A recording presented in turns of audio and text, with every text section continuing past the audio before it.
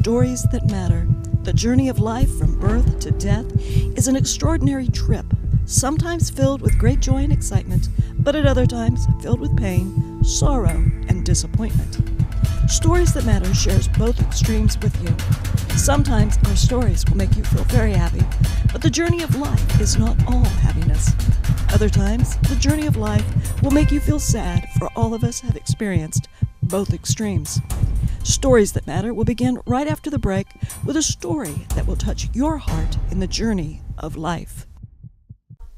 Welcome to Stories That Matter. I'm your host, Doug Thompson, with my special guest, Tina Price. So around here, what we always say is it's Tina time. And Tina, thank you so much for being back here. You know, we did a segment a few months back, and you had been with the pregnancy center, left the pregnancy center. We talked about those experiences, life's experiences, and those things.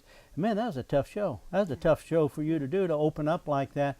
But you know, the feedback that I get a lot of people say, I saw that show. That show was so good.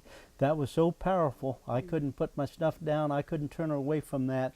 And it was a powerful show. And thank you so much for doing that. You touched a lot of lives.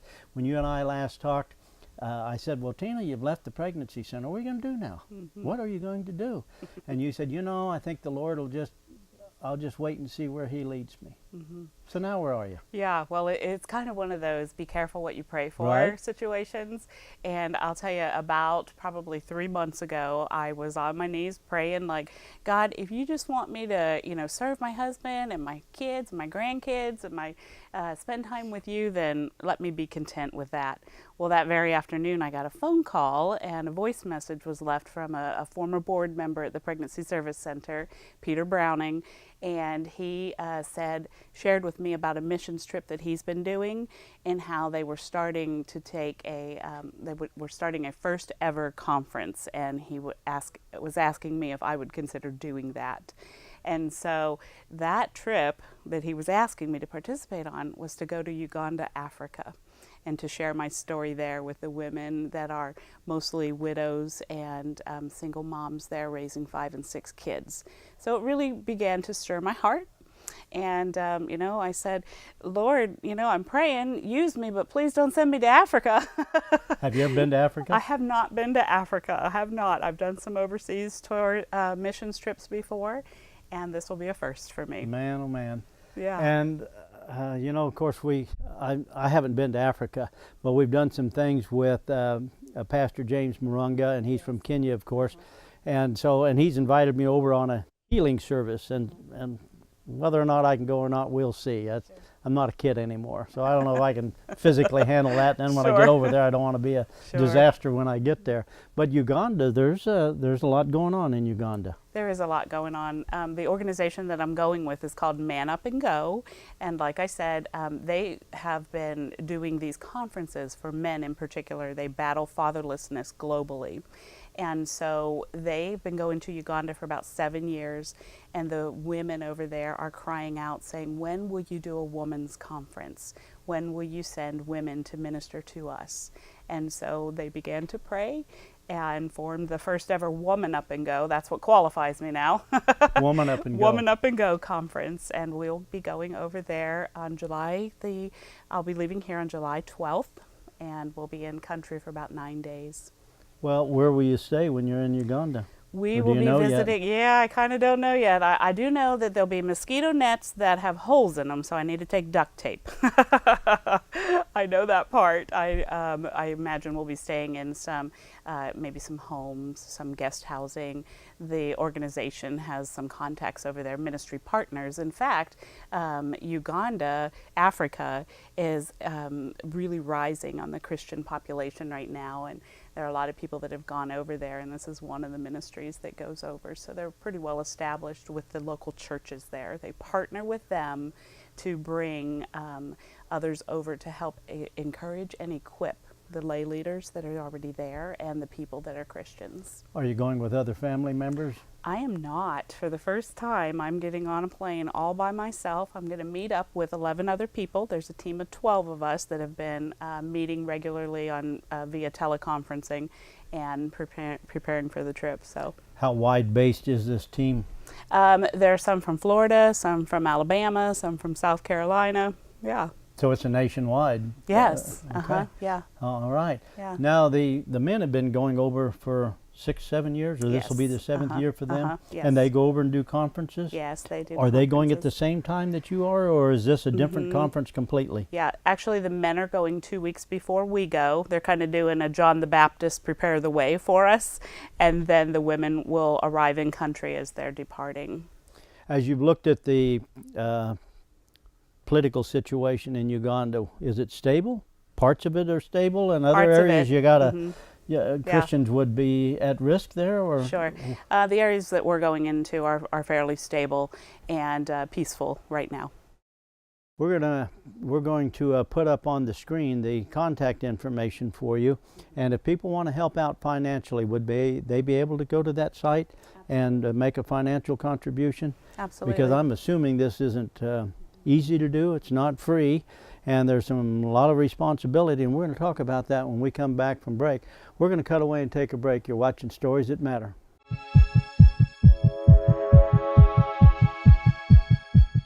Welcome back to Stories That Matter. I'm your host, Doug Thompson, with my special guest, Tina Price. Tina, I'm always amazed by you. I've always been so proud of you because you're just so bold. You know, when you did was it a director of the pregnancy center, and you were just so bold with that, and so bold in sharing your own story, the good part of it and the bad part of it. And I'm looking at the flyer now for manupandgo.org, and there's a companion program that's now getting started for the first year, and it's Woman Up and Go. Woman Up and Go, and it's off to Uganda.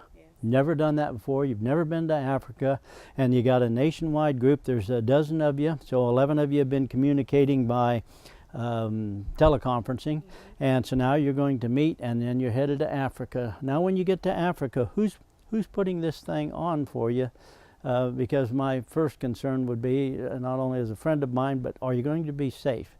And what are you going to be doing when you get there? Because I know this is new, and I also know this about it, that when we last talked and you said, I'm just going to leave it to the Lord. He's going to open the door.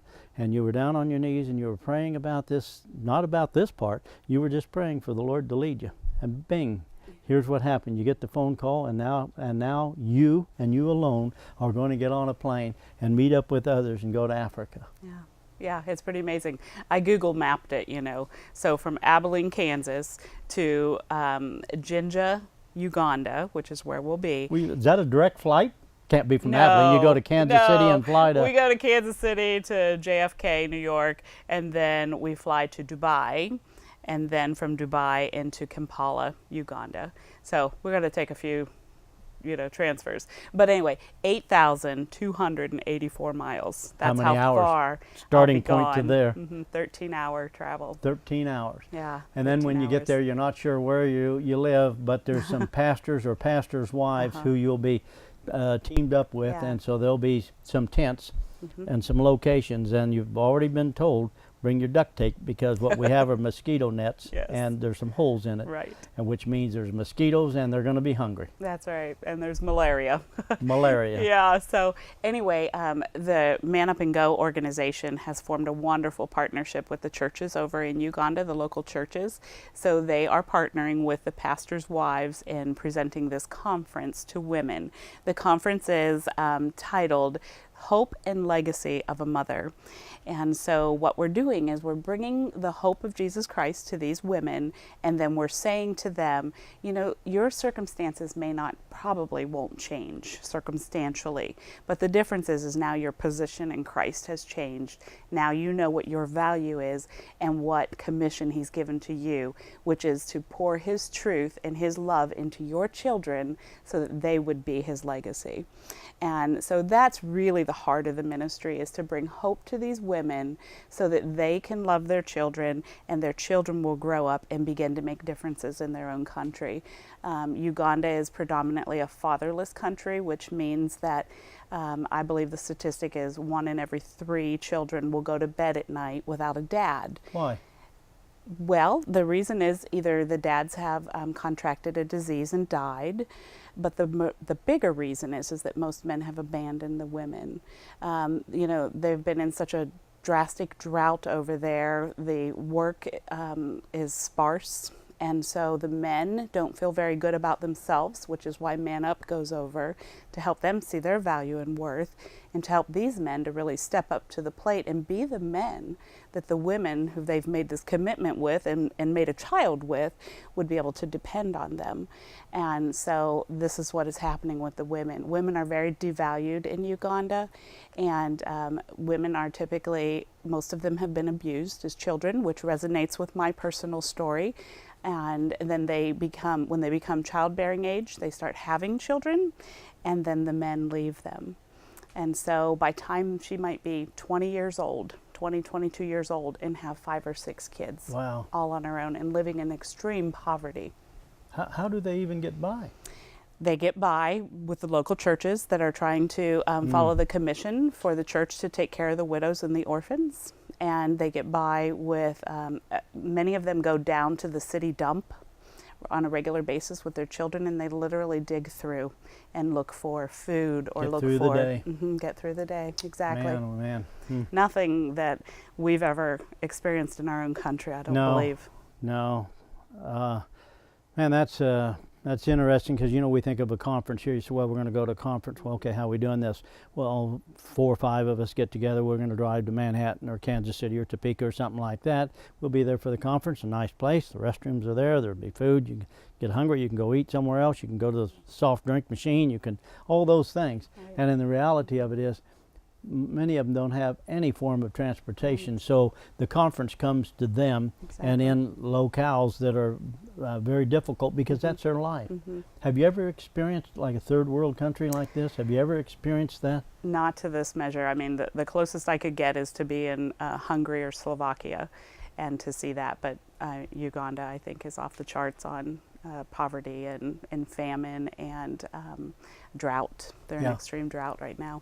Yeah, and then you know what I would think about in those settings is that people that come from the United States that are used to so much, and I've talked to others who have get used to that style and then go back to the other setting, and they, you know, once you see what these people are getting by with, you realize how little you really need here to get by. We have lots of wants, and there's things that we just simply have. But when you get over there and you see the bare necessities, as Baloo would say, this is what you really need, then they come back with a whole different idea of it, and an appreciation for how others just get by. And then sometimes I hear that language about, well, how come God doesn't give more for over there and a little less over here? And I always remember, and you may remember that from that movie God, and George Burns was talking, he was God, and John Denver was talking to him and said, how come there's so many people that are hungry?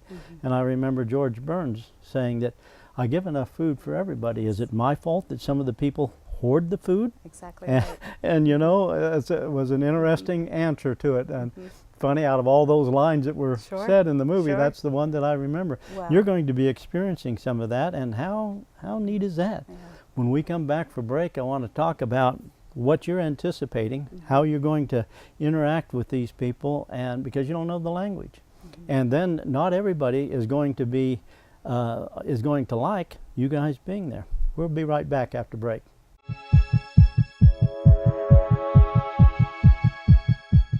Welcome back to Stories That Matter. I'm your host, Doug Thompson, with my special guest and my friend Tina Price.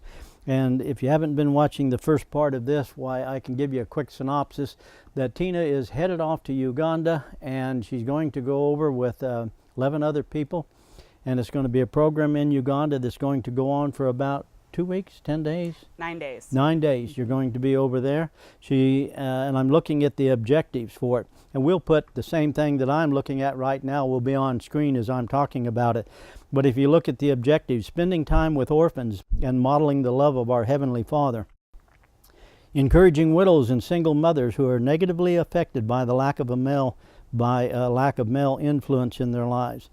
Engaging and equipping men to proactively lead their families, churches, and communities. Will that be part of your program, or that will be the Man Up program that's going on before you get there? They'll be 2 weeks before us.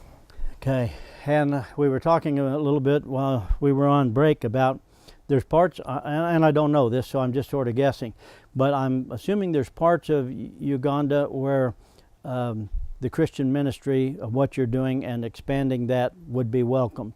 And I'm going to guess there's a line somewhere that you cross over and they would say, that's a dangerous spot. That's dangerous for you even to go through this point to this point, because if they realized you were Christians, that wouldn't be a good scenario for you.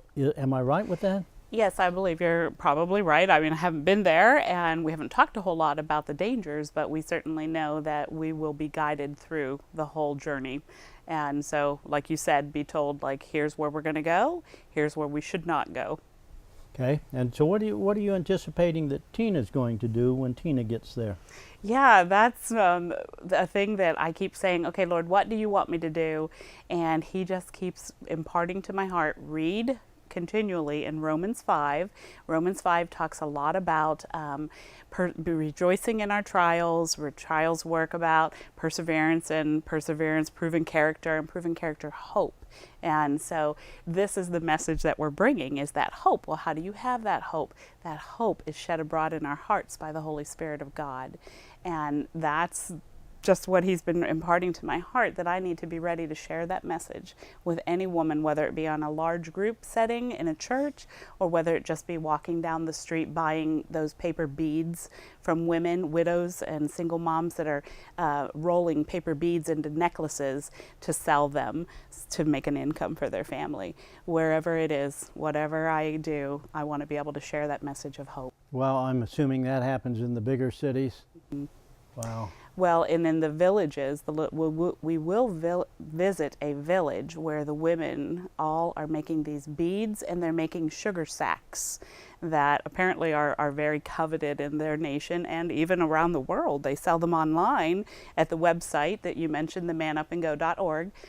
You can purchase some of these fair trade items that these women, these widows, these single moms are making to provide for their children. Are you anticipating that you're going to take over literature, Bibles, those types of things? Mm-hmm. Do you carry those with you, or do you ship them separate, or do you know yet? Yeah, we're actually collecting the funds that are being donated. We will use that money once we get in country, after we've covered all of our expenses to get there. We will use the rest of the money to purchase Bibles in the Luganda language, which is their native language in Uganda. It's called Luganda. So we will purchase the Bibles in the large city of Jinja, and then we will transport them into the smaller villages that we go to, so that we can put the Word of God in every household. And we're also purchasing large, 50-pound sacks of flour and sugar, oil that we can take into these famine riddled villages. How much money does it cost for you personally to be able to go over to this, that you got to get back to break even? It was $3,500. It was $3,500, and I have to tell you, that was a miracle in itself. I'm sorry, I might cry, but I said yes to God when I felt the invitation to go. And Tom and I looked at each other and said, okay, we've got to come up with the finances, and we've got to get passport and visa and certain clothing, this type of stuff. And within 1 week's time, Doug, I had $4,200 donated for this trip. How did people know to even donate to you? Well, I put it on Facebook one day, and then I spoke about it in our Sunday school class, and after that the floodgates just opened and the money was given so generously. And I just walked around the house when I jumped on my website, to see how close I was to the goal, and I came running into the living room and said to Tom, there's $4,200 there. I am going to Uganda. And I just kept walking around saying, I am going to Uganda. So. And if you wanted an affirmation that you heard God correctly, you got it very quickly, didn't you? Yeah, and then my passport came in just about 2 weeks, and that's a little bit unheard of in itself. And yeah, so everything has just been green light, open door all the way in the preparing for this. And then when you talk about the cost of what you're wanting to take over there or get when you get there, flour and sugar and the bare necessities that they need, but also Bibles. How much are you projecting that you will need to be able to make a difference, to be able to hand out Bibles to people?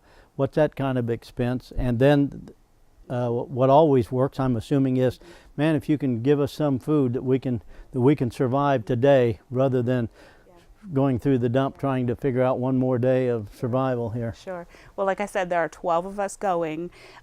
We have each tried to raise about $5,000, so that's above and beyond our personal expenses. And then we're hoping to provide for as many families as we can. Right now, we have enough funding to provide for 40 families.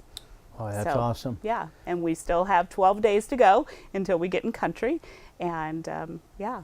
If somebody wants to give to you, that you can use for this trip, because you've got your personal finances taken care of, but to help out with the Bibles and those things for food supplies, how do they do that? The best way to do that would be to jump on my blog site, which is tinamprice.com, and then there'll be a link for my my Woman Up and Go trip. And so they could give funding. They can give funding online. Mm-hmm. Yeah, and definitely, you know, the biggest thing that we need is that continued prayer support, the cultivating, you know, the hearts of the women that we're going to minister to, because, you know, I just can't even imagine living the way that they're living, and knowing that it has been generation after generation after generation in their families. I can't imagine having much hope and thinking that things would be any different for my children, but yet we're going with the good news to tell them there is hope. Wow. Tina, that's fantastic. We're going to cut away, take a break. We'll be right back. You're watching Stories That Matter with Tina Price.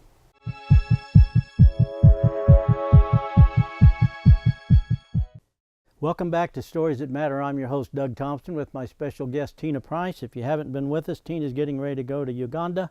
Do they pronounce it? We pronounce it Uganda. They pronounce it? I believe they pronounce same it way. Uganda. Okay. All right. Well, any idea what the population is there? I don't. Okay. I'll have to look it up. All right. And then we just had finished talking about if people wanted to help to donate, to send over for supplies, money for supplies. You'll be purchasing the supplies after you get there. Right. That's right. And that'll save a lot in, of course, the travel expenses. I remember James Marunga, of course, who's from Kenya, when he was here, and he did a couple of shows with us, him and his wife, and they were saying what a difference it made when they went out to the bush country and they actually brought foodstuffs and things, because then the people could see, they could see not only hear the message, but see how the message was working, that they could equate that to, I understand who your God is because I hear about it. And he also told me about how at one time that they were out and there hadn't been rain for years there, and they prayed for rain, and the next day it just it just rained, and it was amazing. I'm so happy for you, Tina. When you get done with this, I want you to come back here and let's talk about your experiences with Uganda. Absolutely. And be safe. Yeah, be safe. Thank you so much. Oh, thank you so much. Hope you've enjoyed this segment of Stories That Matter. I'm Doug Thompson with Tina Price. We'll see Tina when she gets back from Uganda. Thanks for watching.